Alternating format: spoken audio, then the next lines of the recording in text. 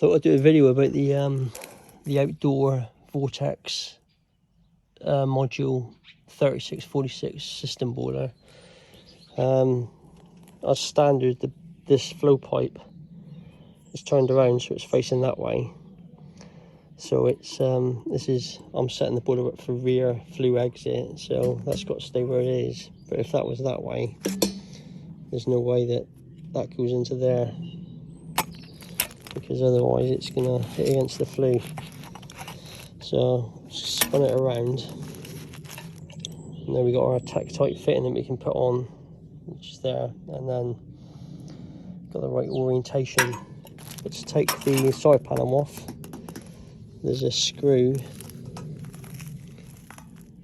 behind this insulation that needs to come out, and these panels, they clip together into here. Same with the control panel, that needs to be taken off because you've got clips in. But you don't need to take off the side panel completely, just leave it to fall away, and then you've got access to that nut where you can spin that around.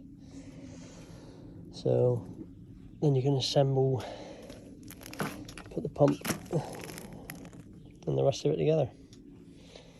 So that's just my little video. And don't forget to take these two screws out here at the back.